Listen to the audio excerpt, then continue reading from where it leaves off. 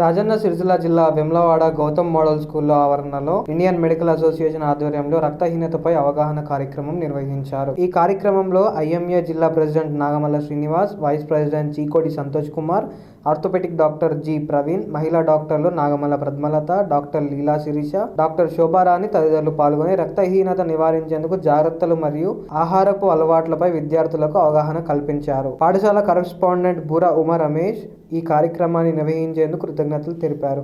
ఈ కార్యక్రమంలో పాఠశాల ప్రిన్సిపల్ హరికిషన్ తో పాటు ఉపాధ్యాయులు తదితరులు పాల్గొన్నారు. ఇప్పుడు మీరు ఇంత ఎండలో కూర్చున్నారు కదా, మీకు ఇమ్యూనిటీ పవర్ కావాలి, చాలా స్ట్రాంగ్గా ఉండాలి. అలా స్ట్రాంగ్ ఉండాలన్నా, ఇమ్యూనిటీ పవర్ కావాలన్నా మీకు బ్లడ్ ఉంటేనే ఉండగలుగుతారు. బ్లడ్ తక్కువ ఉందనుకోండి, ఆటోమేటిక్గా ఒక అసెంబ్లీలో కాసేపు నిలబడ్డా కూడా వెంటనే చెమటలు వచ్చేసి కింద పడిపోతారు. అందుకోసమన్నా కానీ మనం కింద పడకుండా స్ట్రాంగ్గా ఉండాలన్నా, కొంత దూరం నడవాలన్నా కానీ మనకి ముందు బ్లడ్ ఉండాలి. బ్లడ్ ఉండాలంటే ముందు కాన్సన్ట్రేటెడ్ అని ఫుడ్ అనమాట. ఫుడ్ ఒక్కటే మనిషిని స్టామినా పెంచుతుంది. అంటే స్టామినా పెంచుతుంది అంటే ఏదంటే ఫుడ్ అది తీసుకోవడం కాదు, కానీ రైస్ అందరం తీసుకుంటాం ఆహారంలో. ఆ రైస్తో పాటు తీసుకునే కర్రీస్లోనే మనకి రక్తహీనత అనేది తగ్గేటటువంటి ఉంటుంది. ముఖ్యంగా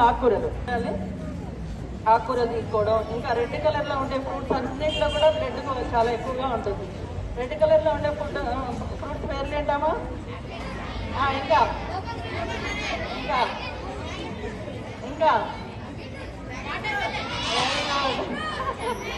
పేర్లు అయితే బాగా చెప్పారు. మరి అవన్నీ వింటున్నారా మరి మీరు? మరి ఇప్పుడు అందరికీ బ్లడ్ చెక్ చేస్తాము.